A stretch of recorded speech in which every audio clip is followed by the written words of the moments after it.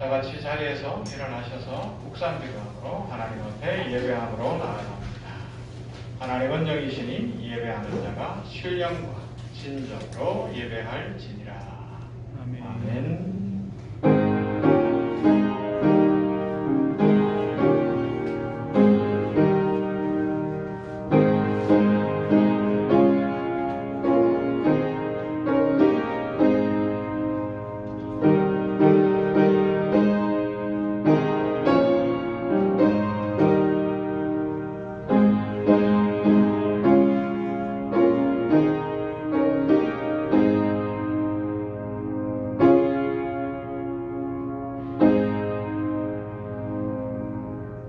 거룩하시고 사랑 많으신 하나님을 찬양합니다. 우리를 여기까지 인도하신 하나님 감사합니다. 우리는 지혜가 부족하고 유한한 존재라 인생의 모든 것을 다 헤아려 깨달을 수는 없으나 분명한 것 하나님 살아계시고 하나님 우리를 사랑하시며 오늘도 우리의 예배를 기뻐하시는 줄 믿습니다. 그 하나님 앞에 전심으로 예배하는 한 시간 되게 하여 주시옵시고 이 자리에 먼저 오신 임재하신 성령의 충만하신 역사 속에서 치유가 있고 변화가 있고 축복이 넘치는 이 한 시간 되게 하여 주시옵소서. 우리의 예배를 받으실 하나님, 우리를 기뻐하시는 하나님을 찬송하고 예수님 이름으로 기원하옵나이다. 아멘. 찬송합니다. 44장입니다.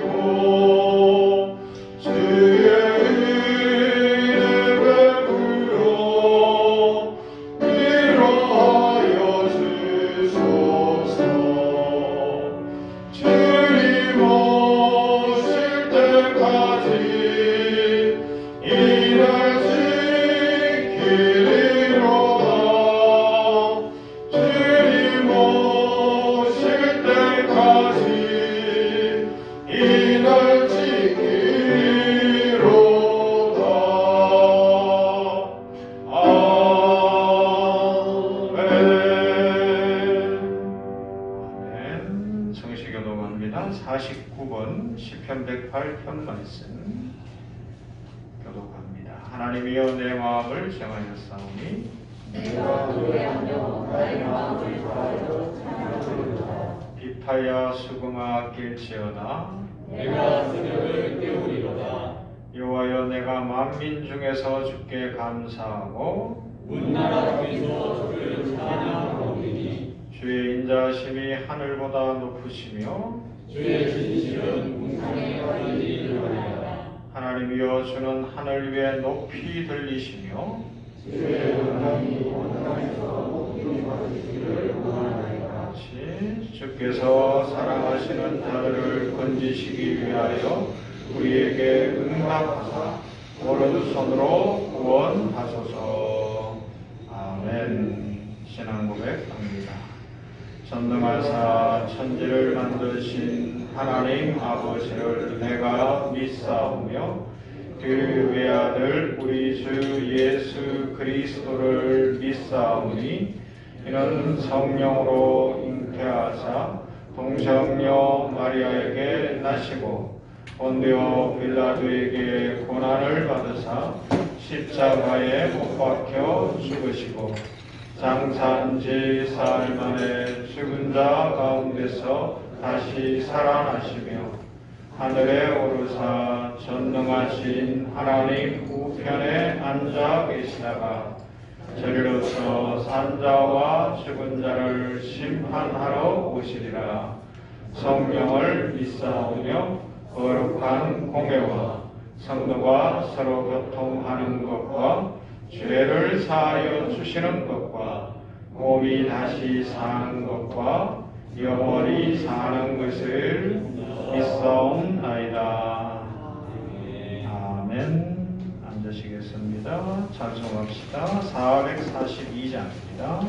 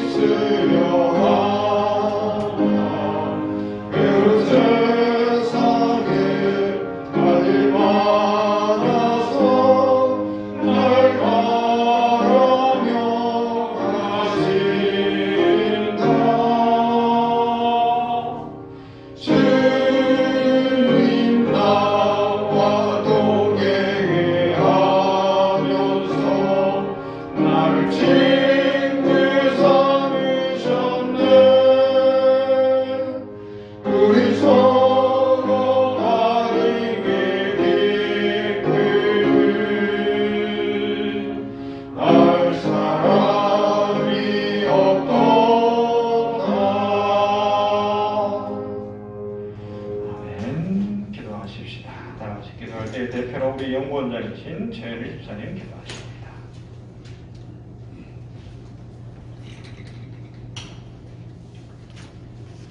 사랑하는 하나님 감사합니다.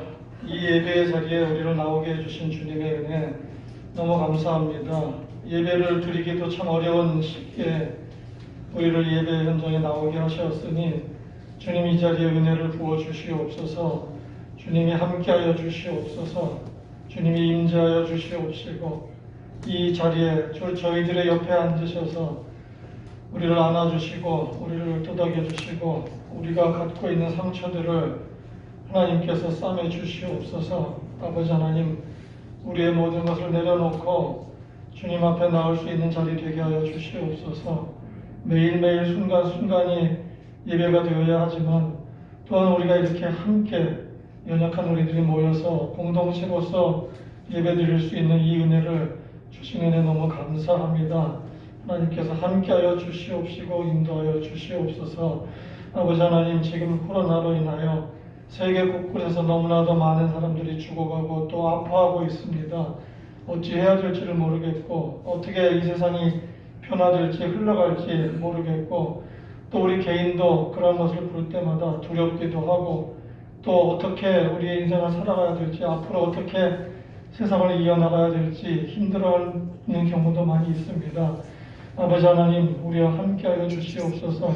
갈 바를 모르고 어디로 가야 될지 모를 때에 주님께서 늘 우리에게 말씀하여 주셨듯이 우리가 어렵고 힘들고 갈 바를 모르고 어디로 가야 될지 모르실 때 주님이 길이 되어 주시겠다고 말씀하여 주시었고 우리가 답을 모를 때에 주님이 답을 주시겠다고 말씀하셨습니다.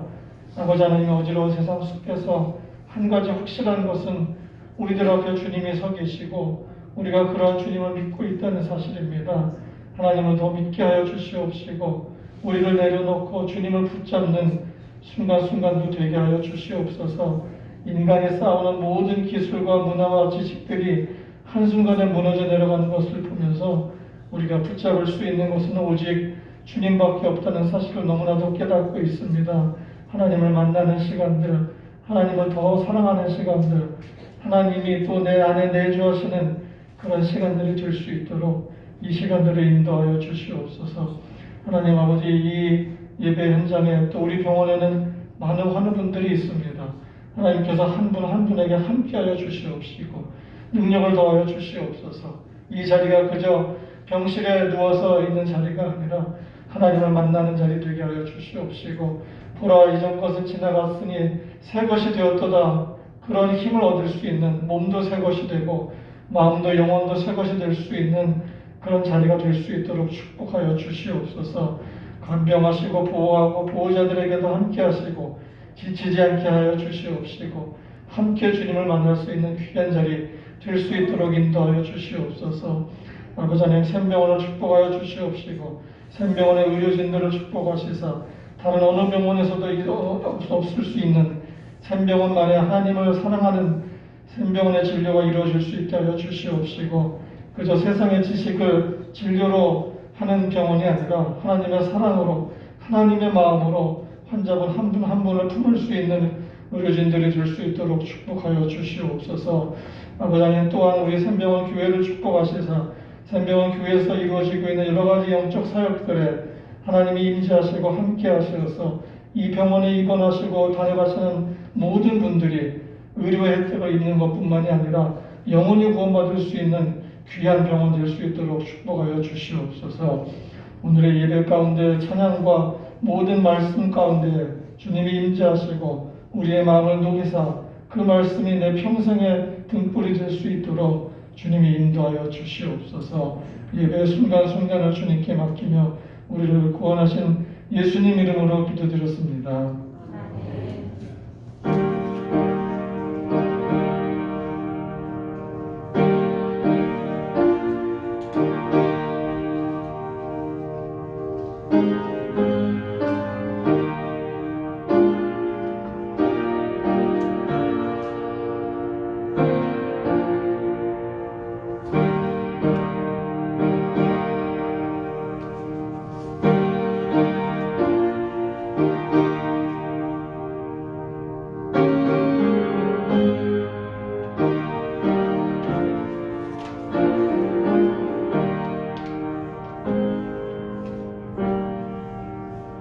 우리 하나님 말씀 봅니다. 로마서 11장 1절부터 12절 말씀 보도록 합니다.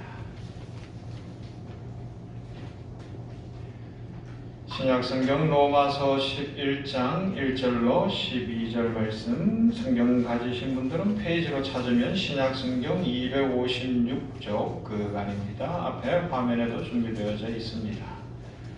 로마서 12장 1절부터 12절 말씀 교독합니다.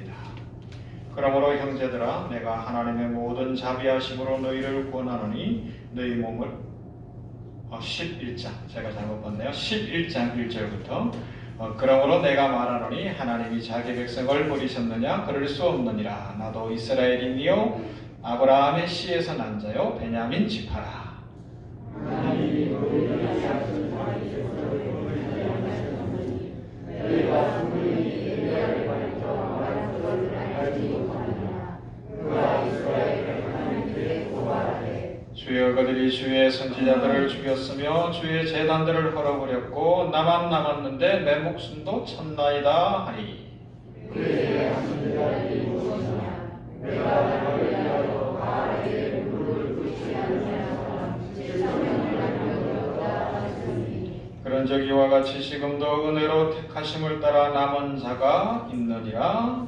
만일 은혜로 된 것이면 우리로 말미암지 않으니 그렇지 않으면 은혜가 그에 되지 못하였노라. 그런 적 없다하냐. 이스라엘이 구하는 그것을 얻지 못하고 오직 택하심을 입은 자가 얻었고 그 남은 자들은 우둔하여 졌느니라. 이렇게와 하늘의 동물까지 그들에게 공의한 신령과 공의하심과 유지를 하기를 주셨다는 것 같으니라. 또다시 이르되 그들의 밥상이 올무와 득과 그치는 극과 부흥이 되게 하시옵고 그들의 눈은 들어가지 못하고 그들의 눈은 항상 붓게가 없어서 하였느니라. 그러므로 내가 말하노니 그들이 넘어지기까지 실족하였느냐? 그럴 수 없느니라. 그들이 넘어짐으로 구원이 이방인에게 이르러 이스라엘로 시기나게 함이니라.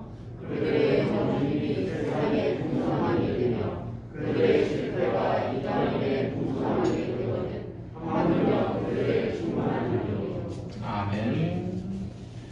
로마서 11장은 좀 어려워요. 특히 신학적으로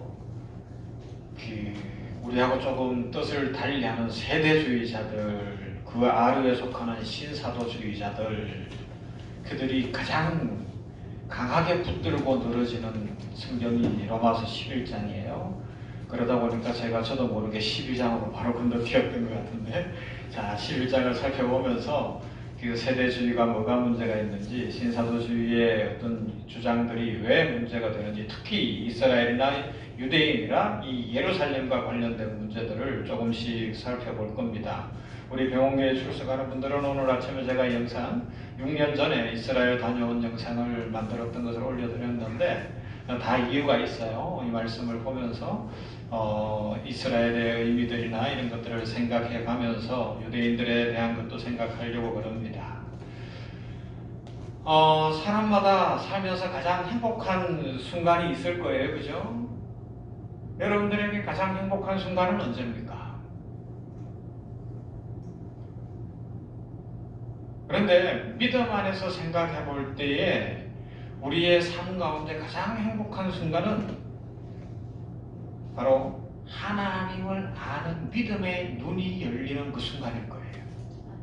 다르게 표현해 보면 진짜 주님이 나의 구주가 되심을 확신하게 되면서 나도 모르게 말씀 앞에 내가 서보니까 주님의 그 빛 앞에 서보니까 죄인인 것이 깨달아지고 죄를 회개하며 인격적으로 주님을 만나 주님과의 관계 속에 들어가는 것, 그것이 가장 행복하고 복된 축복의 시간이 될 것입니다. 그런데 이제 이 축복의 시간을 갖게 하기 위해서 우리는 전도를 하잖아요. 열심히 전도를 합니다. 그런데 사람은 말 아니면 어떤 사람의 결심, 권유 이런 걸로 안 변한다는 것은 우리가 알고 있습니다. 그럼에도 불구하고 전도하는 이유는 무엇이냐? 그 과정 속에서 주 성령께서 역사하실 것이기 때문에 성령이 역사하시면 그가 하나님의 은혜를 깨닫게 될 것이고요. 하나님의 말씀이 마음에 들려질 것이고, 그리고 죄인을 향한 하나님의 사랑이 깨달아지면서 자기도 모르게 변화가 일어난다는 것입니다. 성령의 역사 속에서만 사람은 변하게 되어 있습니다. 그런데 그 시간과 그 때와 아니면 그 장소와 그리고 그렇게 변하는 사람이 누구일지를 우리는 몰라요. 그러하기 때문에 어떻게 해요? 때를 얻든지 못 얻든지 가까운 사람이든 멀리 있는 사람이든 최선을 다해서 복음을 전해야 한다는 겁니다. 포기하지 말아야 되는 거죠. 사실 로마서 9장, 10장, 11장이 계속 그 이야기를 하는데 표면적으로 그냥 읽으면 어떤 주제가 나타나는가 하면 유대인은 그러면 구원 못 받습니까? 유대인은 왜 버림받았습니까? 이런 질문을 하는 것 같은데 그 질문을 해놓고 사도 바울의 입을 통하여 성령께서 우리에게 알려주시는 말씀은 하나님은 사랑이시기 때문에 하나님의 은혜로 그 어느 누구도 버림받는 것을 하나님은 원치 않으시며 이 세상 모든 사람 유대인 포함 모두가 주께로 돌아오기를 기다리고 계십니다. 그래서 하나님께서는 때를 따라 은혜를 주십니다. 그러하기 때문에 우리는 전해야 합니다. 그 이야기를 하고 있습니다. 그리고 제가 처음에 말씀드린 것처럼 그 중에 이 11장이 풀어가기가 제일 난해한 대표적인 성경 전체 중에서 한 군데예요. 그러다 보니까 말씀드린 것처럼 잘못된 사상들 그리고 억지를 부리는 사상들이 이 로마서 11장에서 나타나기도 합니다. 근데 이제 오늘은 12절까지 읽기는 읽었습니다만 1절부터 6절을 주로 살펴보게 될 거예요. 1절을 한번 띄워주시고 보시면 질문이 나타나잖아요. 어떻게 해요? 같이요? 읽어보십시다. 시작. 그러므로 내가 말하노니 하나님이 자기 백성을 버리셨느냐? 그럴 수 없느니라. 나도 이스라엘이요 아브라함의 씨에서 난 자요 베냐민이라. 뭐라고 이야기하는가 하면 10장 21절에서 하나님께서 팔을 벌리고 계시다고 증언한 이후에 그 다음 넘어오면서 그러므로 내가 말하노니 하나님이 자기 백성을 버리셨느냐? 자기 백성이 누구예요? 지금 바울이 이야기하는 자기 백성은 유대인이거든요. 이스라엘 백성이거든요. 그들을 버리셨느냐? 이 질문을 하면서 자기가 대답해요. 뭐라고요? 그럴 수 없느니라. 그러면서 사도 바울이 증거로 몇 가지를 이야기합니다.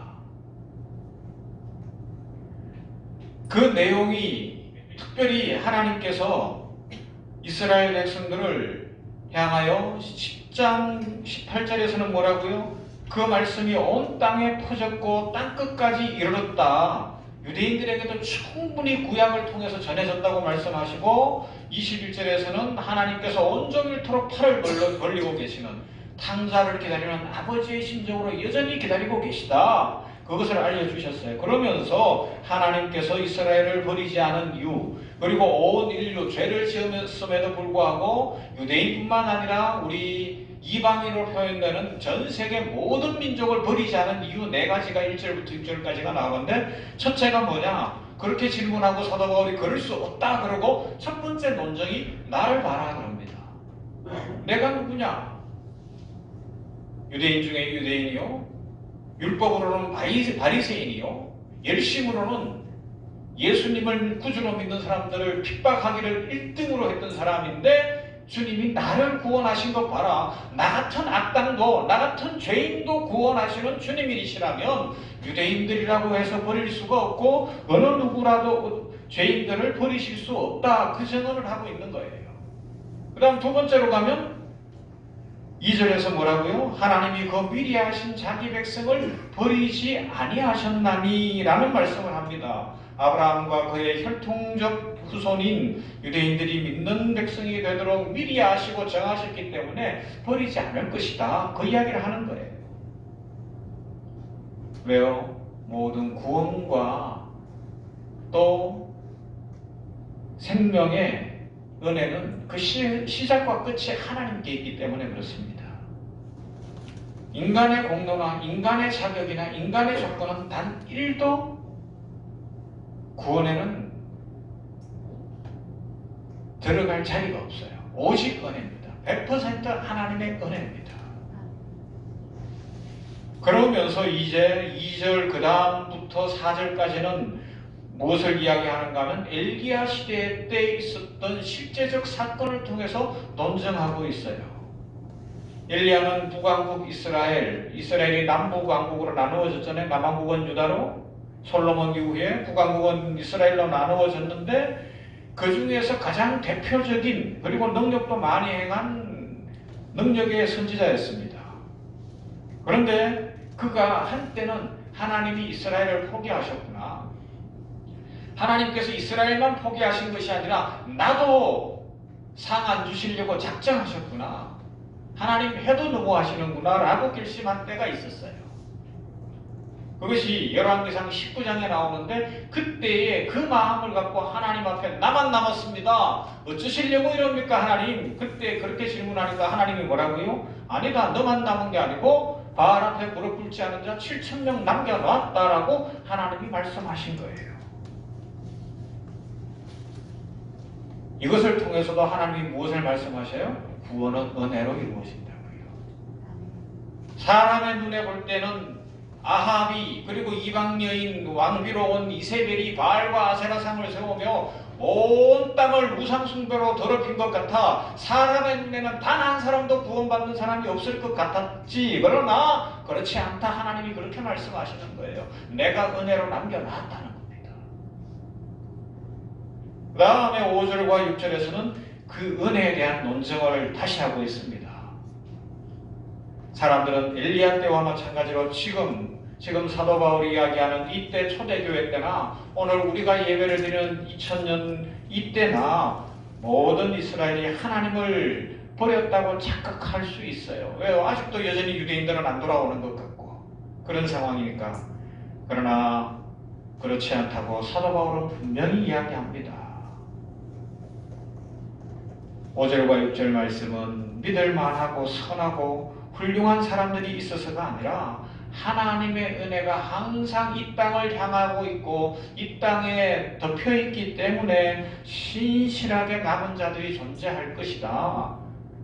이 유형적 교회, 세계 만국에 있는 교회들 세워졌다 무너졌다 하지만 이 교회들이 부족하고 연약한 것 같으나 주님 다시 오실 때까지 교회는 계속될 것이다. 그렇게 해석할 수도 있습니다. 왜요? 이유는 단 하나예요. 오직 오래 참으시는 하나님의 은혜 때문입니다. 그것을 오늘 성경에서 우리가 구체적으로 살펴보고 싶은 내용이 뭔가 하면 이 7,000명을 남겼다는 말씀 속에 있는 남은 자에 대한 내용입니다. 크게 두 가지, 사도 바울이 1절에서 나를 보면 안다라고 이야기했던 것과 하나님께서 7,000명을 남기셨다는 내용을 이제 깊이 좀 생각하면서 하나님의 마음을 알아가 보십시다. 어떤 마음이요? 죄인을 향한 하나님의 마음, 이 땅을 향한 하나님의 마음, 구원과 관련된 하나님의 그 마음 말입니다. 이스라엘이 포기된 것일까요? 사도 바울은 이야기합니다. 그럴 수 없다라는 것입니다. 하나님께서 그 민족을 찾아오셨고 하나님께서 처음부터 관심을 두셨고 구원을 시작하셨고 은혜를 베푸신 민족이기 때문에 결코 실패할 수 없다는 겁니다. 여러분, 간절히 기도하고 있는 대상이 있습니까? 전도를 위해서 사랑하는 부모님이나 자녀나 일가 친척이나 누군가를 놓고 기도하고 있습니까? 지금은 도무지 아닌 것 같습니까? 그러나 실망하지 않기를 바랍니다. 왜요? 나를 구원하신 그 하나님은 반드시 은혜 주실 줄로 믿습니다. 그래서 사도 바울이 뭐라고요? 1절에서 나보라고 이야기합니다. 아까도 말씀드렸지만 사도 바울이 될 수 있었던 것은 하나님의 은혜 외에는 다른 답이 아무것도 없어요. 찬송가 305장에 있는 것처럼 나 같은 죄인 살리신 그 은혜 놀라워, 그것 외에는 내가 지금 오늘 이 자리에 있는 것조차도 이해할 수 없습니다. 여러분, 세상이 좋아요? 교회가 좋아요? 잘 먹고 잘 사는 게 좋아요? 아니면 말씀 따라 살아가는 것이 좋아요? 물론 여러분들은 다 후자를 선택하시겠죠. 그러나 솔직한 사람들의 본성은 세상을 향하여 있습니다.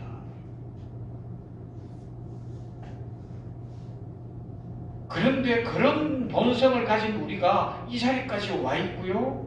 여기에서 우리 주 예수 그리스도를 구주로 고백하고 있고요. 하나님의 은혜를 사모하고 있지 않습니까? 사도 바울은 그 자기가 가졌던 모든 것을 배설물로 여기고 이제는 앞에 있는 것, 곧 오직 자신을 구원하신 주 예수 그리스도를 아는 그 지식만을 향하여 그리고 그 복음을 전하는 것, 그 표대만을 향하여 달려가겠다고 외치고 전진하여 가는 겁니다. 왜요? 나를 살려주셨기 때문에, 하나님의 은혜가 너무 크기 때문에 그렇습니다. 그러하기 때문에 사도 바울이 오늘 본문에서 이야기하는 건 그 하나님이시라면 유대인도 구원하실 것이고 온 인류를 구원해내실 것이다라고 이야기할 수밖에 없는 거예요. 여러분 솔직하게 이야기해 보세요. 세상 사람들이 더 악합니까? 우리가 더 악합니까? 아니면 똑같습니까? 사람은 다 똑같아요. 우리가 나한테 좀 마음에 안 들고 내 편이 아니라고 손가락질 할 수는 있을런지 모르나 어떤 저울이 있다면 달아놓고 보면 사람들은 다 똑같은 존재들입니다. 그죠? 뭐 혈액형 따라서 성격이 조금 다르기도 하다 그러고 뭐 주장을 하는 것들이 있지만 그래봐야 거기서 거기에요. 그런데 그 똑같은 인생들을 하나님은 똑같이 사랑하십니다. 그러므로 이 하나님의 사랑을 깨달으시기를 바랍니다. 아울러 절대로 우리 결심하고 하나님 앞에 은혜를 구하며 성령 충만함으로 사람을 구분하지 말고 우리 전도하십시다.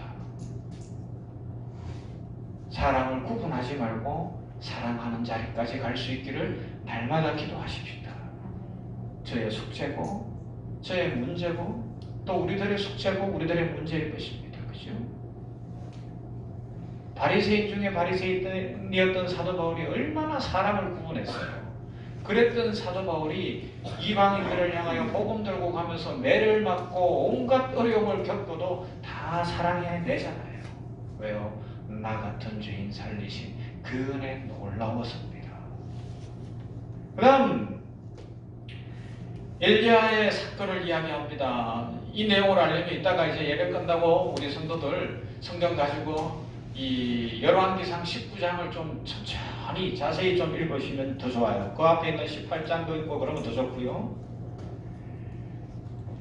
이 내용은 우리가 받은 구원과 구약 시대에도 남은 자를 두시는 하나님의 놀라운 사랑과 승리에 대한 이야기를 하고 있습니다.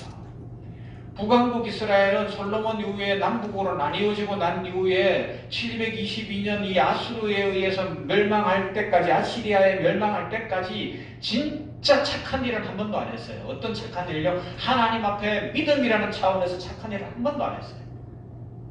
계속해서 우상 숭배를 하고 예루살렘 성전이 유다 땅에 있었기 때문에 이 유다에 못 가려고 사마리아에 다른 것들을 세우기도 하고 이러면서 왕들도 악한 왕들이 대부분입니다. 그런데 그 악한 왕들 중에 1등이 아합이에요. 이 아합 시대에 있었던 일이거든요. 아합이 힘을 갖기 위해서 이방 여인 이세벨과 결혼을 하잖아요. 그랬더니 정략적 결혼이니까 그쪽의 문화도 받아주고 그쪽에 어떤 정치적 결탁을 해야 되니까 받아들인 게 결국은 종교였어요. 바알신, 아세라신을 받아들입니다. 이스라엘 땅에 높은 산이나 좋은 골짜기나 뭐 웬만한 데는 다 바알을 세우고 아세라를 세우는 겁니다. 온 백성들에게 법을 선포해서 하나님을 버리고 바알을 섬길 수 있도록 만들어버리고 있는 그런 상황이었어요. 그때에 엘리야만 하나님의 이름으로 나아가는 거예요. 이스라엘 땅에 하나님이 진노하셔서 3년 6개월 비가 안 옵니다. 그랬더니 아합이 적어도 좋은 왕들, 좋은 통치자는 어떤 국가적 문제가 생기면 내 문제입니다를 해야 되는데 이게 좋은 통치자가 아닌 사람들은 꼭 남 탓을 한단 말이에요. 나는 잘못 없다고 한다. 아합이 대표적이에요. 이유를 3년 6개월 비가 안 와서 온 땅에 가뭄이 들어와 먹고 살 게 없어지니까 이유가 뭐냐? 엘리야가 하나님 믿어서 그렇다고 엘리야 때문이라고 이야기하는 거예요.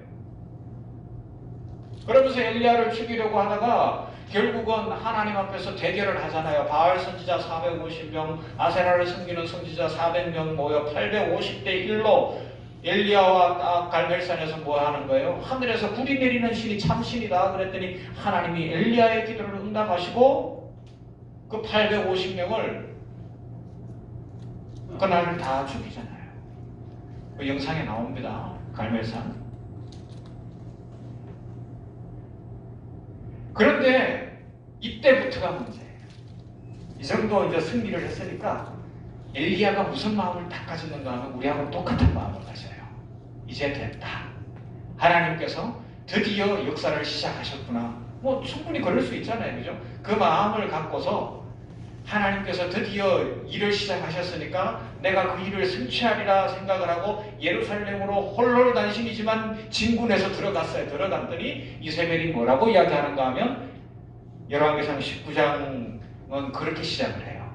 2절에 읽어드리면 이세벨이 사자를 엘리야에게 보내어 이르되 내가 내일 이맘때에는 정녕 내 생명으로 저 사람들 중 한 사람의 생명 받게 하리라. 아니면 신들이 내게 벌 위에 벌을 내림이 마땅하니라 한지라. 엘리야 죽이겠다고 이세벨이 더 스스리 풀해지는 거예요. 이 정도 됐으면 고개를 숙일 줄 알았는데 더 악해지는 거예요. 악한 자들은 특히 마귀는 마지막 때가 되면 우는 사자처럼 울부짖는다 그러잖아요. 당시는 왕위에 상왕이 있었잖아요. 이세벨이 진짜 왕이 통치하는 것처럼 그렇게 하고 있었으니까 이때 엘리야가 깜짝 놀라는 겁니다.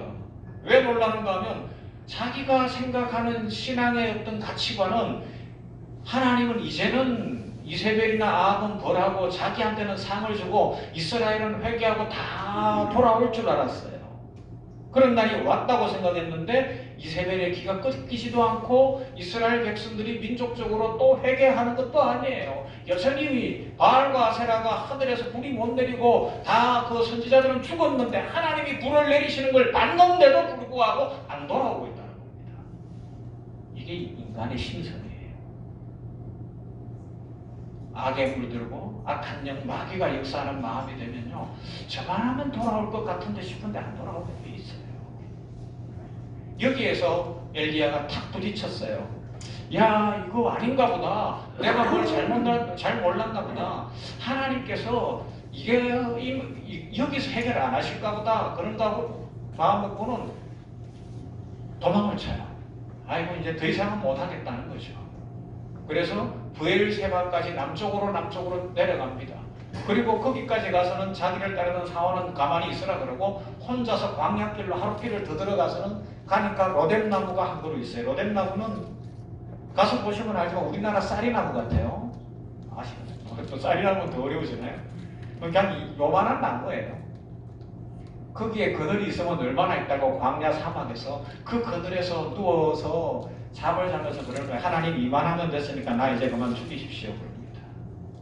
열왕기상 19장 4절 스스로 광야로 들어가 하루길쯤 해가고 한 로뎀나무 아래 앉아 죽기를 구하여 가로되 여호와여 넉넉하오니 지금 내 생명을 취하옵소서. 나는 내 열조보다 낫지 못하니이다. 이제 그만하고 싶다는 겁니다. 지쳤다는 겁니다. 이만큼 전했으면 믿어야지. 이만큼 했으면 되야지.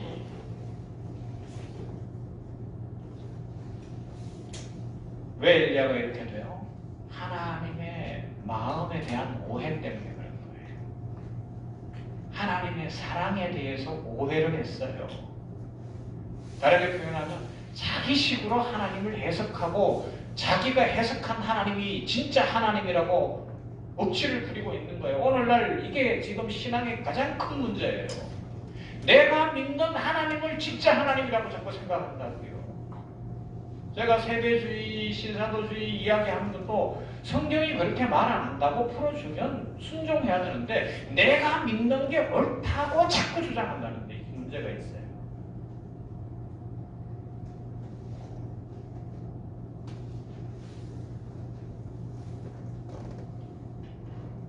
이세벨의 협박 앞에서 두려움이 밀려오는 중에 현실적인 상황도 자신의 가치관대로 흘러가지 않으니까 이제는 더 이상 선지자 못하겠다고 결론 내린 것입니다. 그냥은 물러날 수 없으니까 하나님 나 죽이십시오 그러는 거예요.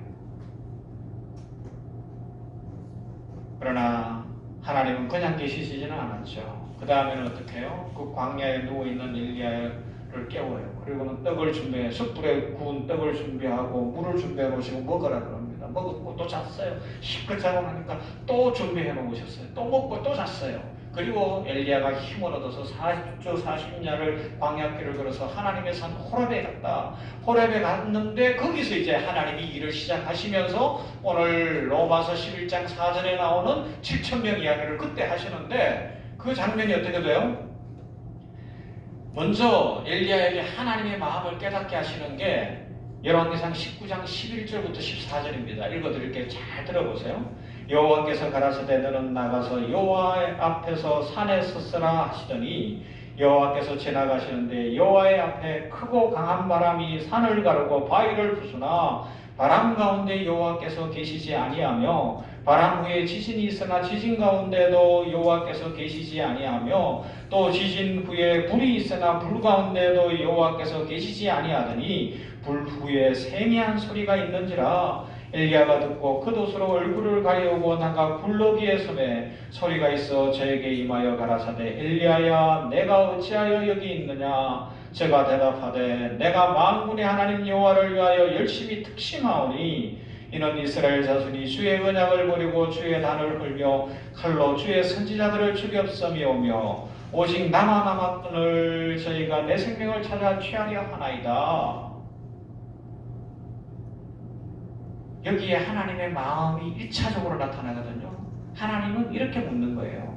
너 지금 내가 하늘에서 바위도 산도 가르는 바람을 불어서 저 민족 다 쓸어버리기를 원하지.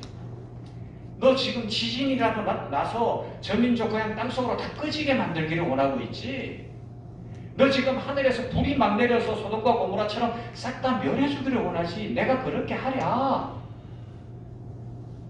이게 엘리야의 마음이잖아요. 오늘날 우리 예수님을 믿는 사람들이 신앙이 제대로 들어가지 못하면 그런 식인 거예요. 전도 조금 해보고 아니면 사랑을 조금 실천하다가 아니면 세상의 악한 자들을 보면서 저것들은 벌도 안 받는다라고 이야기할 수밖에 없는 게 우리의 문제가 있어요. 여러분. 하나님의 마음을 몰라서 그런 거예요.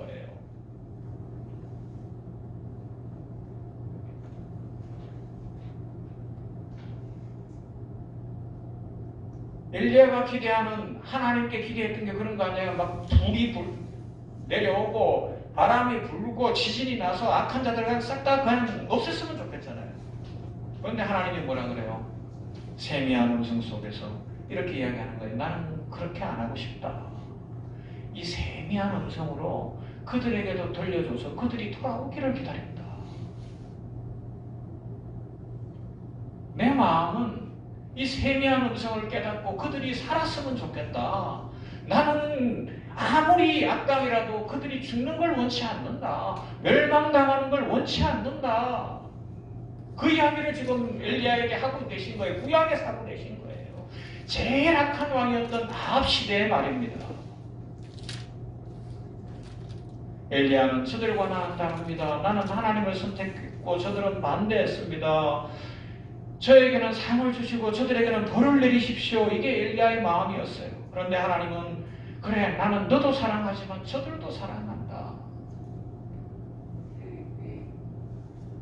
그렇기 때문에 너는 지금 아무리 힘들고 어려워도 지치지 말고 광야로 이렇게 도망와서 죽여달라고 할 것이 아니라 다시 가라 하는 거예요. 다시 가라.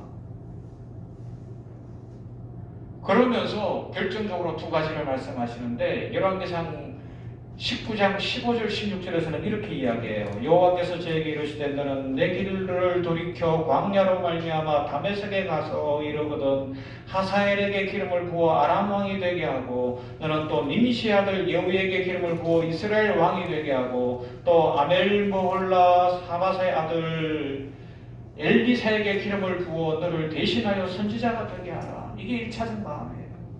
아람은 후에 바벨론이 되는 나라입니다.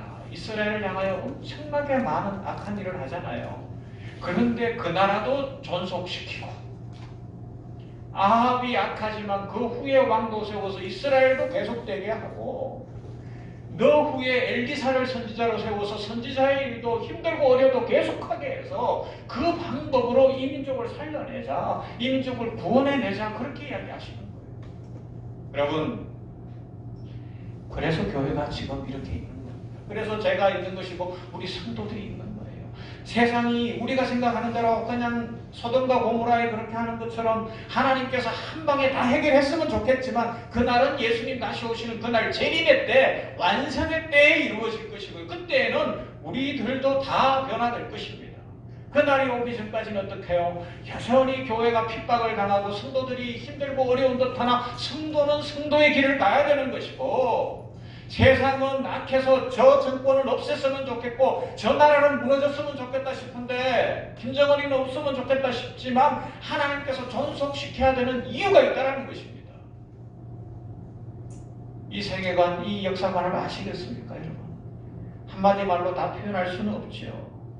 그러면서 하나님이 뭐라고요? 열왕기상 19장 18절에서 그러나 내가 이스라엘 가운데 7,000일을 남기리니 다 무릎을 바알에게 꿇지 아니하고 다 그 입을 바알에게 맞추지 아니한 자니라, 그렇게 말씀하시는 겁니다. 너만 남은 게 아니다. 내가 이렇게 기다리고 아무리 약한 자라도 돌아오기를 원하고 있기 때문에 7,000명이 남았다는 겁니다. 여기서 이제 잘 생각하는 것 한 가지만 더 하고 마무리할게요. 7,000이라는 숫자입니다. 성경에서 7은 우리가 아는 대로 거의 대부분 완전수로 나타납니다.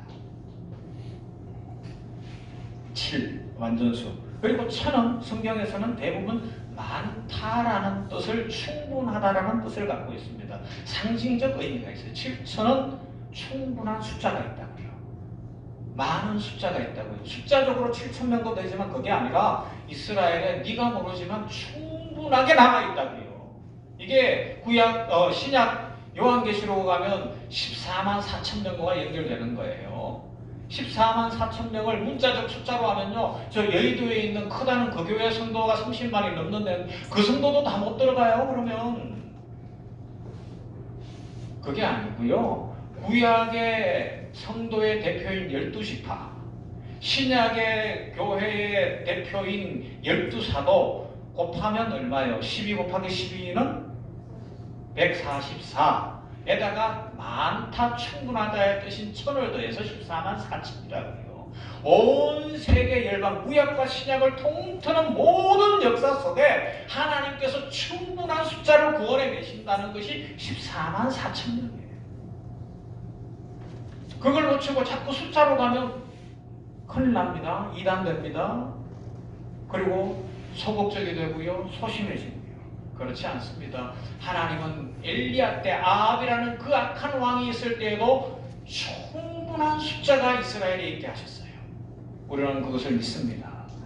마찬가지로 오늘날도 이 세상이 이렇게 악해 보여도 충분히 하나님께서는 구원해 내십니다. 그만큼 다른 거 무엇은 몰라도 하나님의 품은 넓고요, 하나님의 사랑은 큽니다. 그래서 엘리야에게 뭐라고요? 그 7,000명 충분한 숫자가 안 드러나고 있지. 그러니까 네가 들어가서 그들을 드러내게 하라는 겁니다. 복음을 전해야 되고 그들을 주께로 인도하라는 겁니다. 당장에 그들이 막 프랭카드 들고 환영해 주진 않겠으나 가서 전하면 일어날 것이라는 겁니다. 마무리하겠습니다. 여러분, 그렇습니다.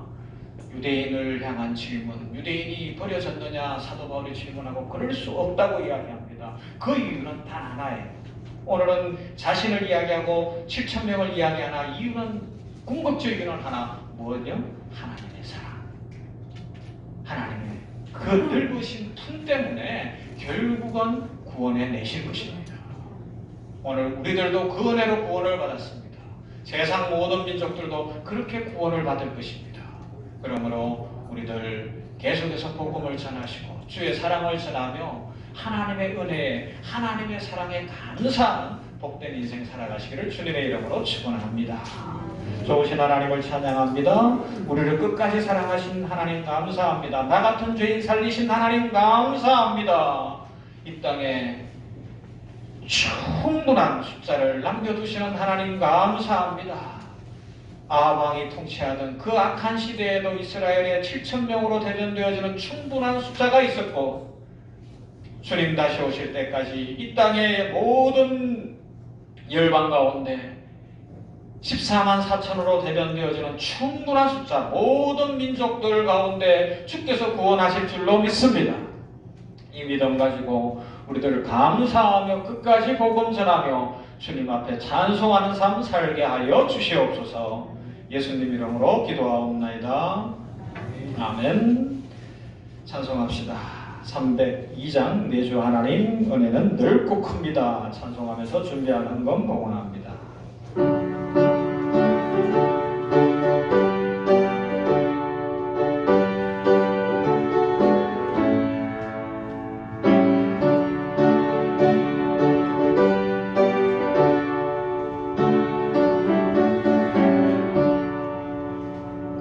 내 주 하나님 넓고 큰 은혜니 저 큰 바다보다 깊다. 너도 낯을 길러 깊은 데로 저 한가운데 가보라.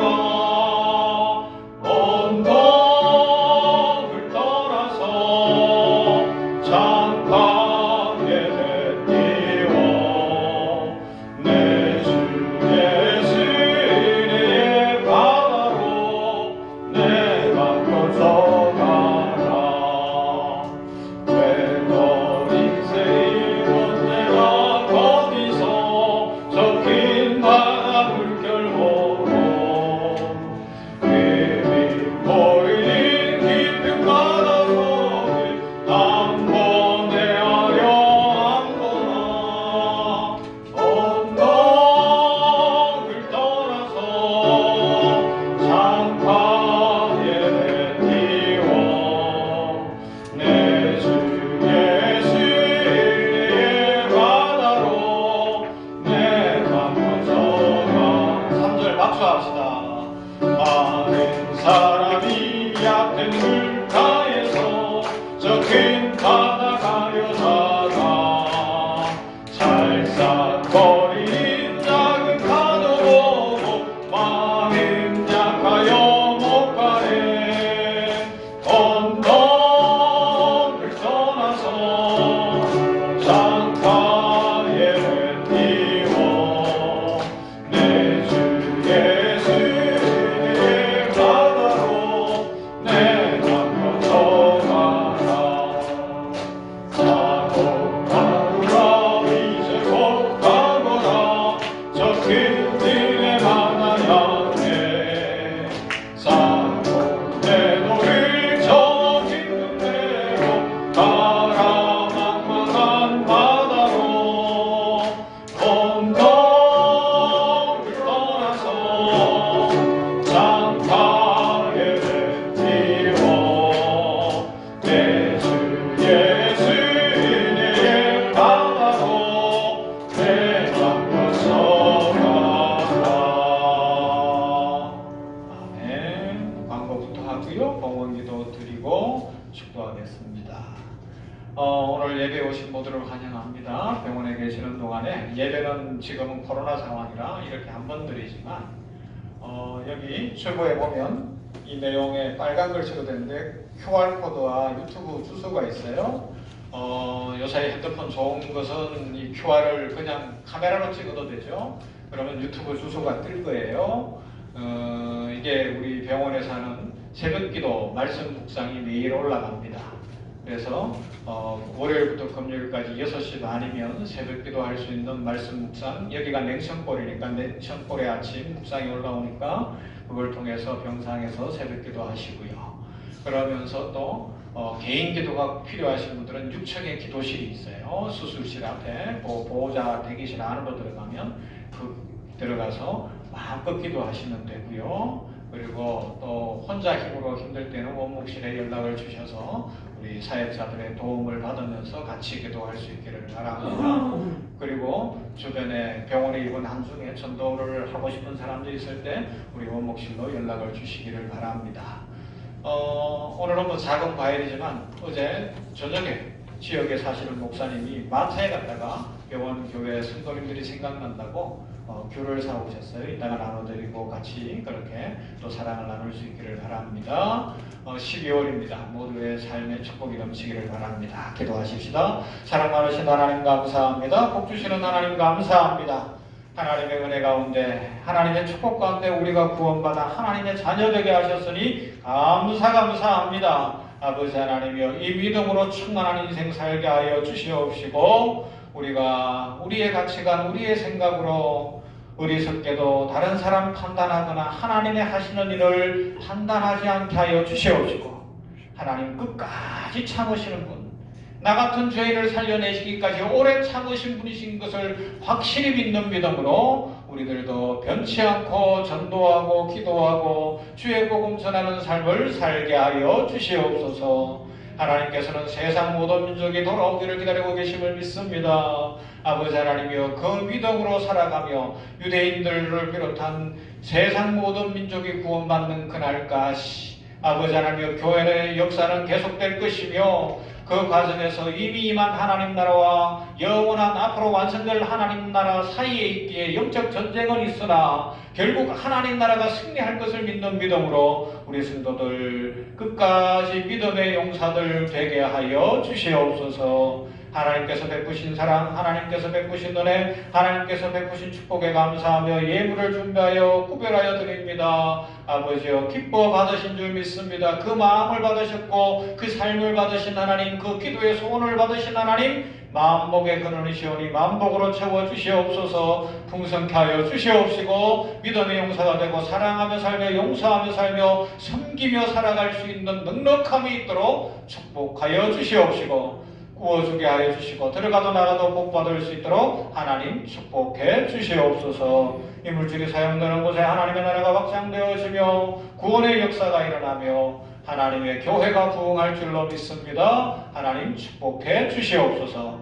예수님 이름으로 축복하며 기도하옵나이다. 아멘. 이제는 우리 주 예수 그리스도의 은혜와 하나님 아버지의 무한하신 사랑하심과 성령의 교통 치유 풍성케 하심이 영혼을 향한, 죄인들을 향한 아버지의 하나님의 크신 사랑을 깨닫고 나 같은 죄인 살리신 그 은혜 놀랍습니다. 감사하며 끝까지 복음 전하며 믿음의 삶을 살기로 다짐하는 사랑하는 주의 백성들 머리머리 위에 그 가정과 우리 병원 교회와 우리 효산의료재단 생명원 공동체와 우리나라 대한민국과 코로나19로 신음하고 아파하고 힘들어하는 세계 열방 위에 영원토록 함께 있을지어다. 아멘.